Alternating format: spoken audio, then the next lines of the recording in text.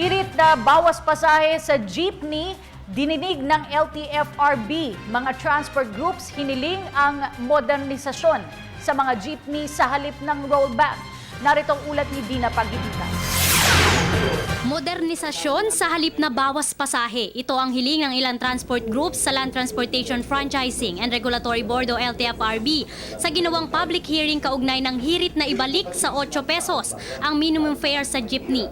Ayon sa Liga ng Transportasyon at Operator sa Pilipinas Incorporated, sakaling mapondohan ng modernisasyon sa mga itinuturing na pangunahing transportasyon ng mga Pilipino, makakabawas ito sa bigat ng trapikong nararanasan sa ngayon.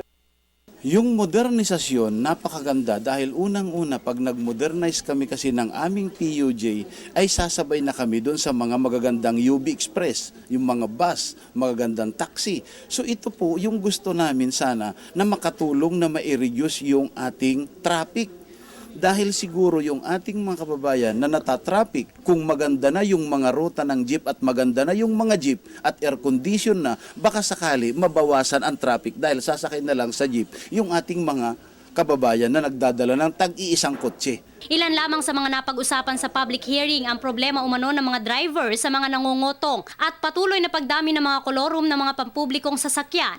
Umaasa naman ang consumer group na National Center for Community Safety and Protection na mapagbibigyan ng petisyong bawas pasahe bilang regalo ngayong Pasko sa mga pasahero. Ang petisyon ay dahil sa sunod-sunod na rollback ngayong buwan ng presyo ng diesel at iba pang produktong petrolyo. Sagot naman ng mga transport group, hindi lang ang rollback sa produktong petrolyo ang dapat na isaalang-alang sa pagbabawas ng pamasahe. Gayunman, umani naman ito ng magkakaibang reaksyon mula sa mga driver at pasahero. Ganun pa rin eh. Wala namang pinagbago. Kahit 8, ganun pa rin yun eh. Ano yung bagay sa amin yun? Dagdag na sa kitain namin yun. Paano nakakatulong? Pambigay sa mga bata, di ba?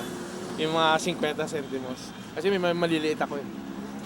Sa kasalukuyan, 850 pesos ang minimum fare sa mga jeepney sa Metro Manila. Matatanda ang napagbigyan ang 50 sentimos na taas pasahe noong nakaraang Hunyo. Para sa Telebisyon ng Bayan, ako si Dina Pagibitan.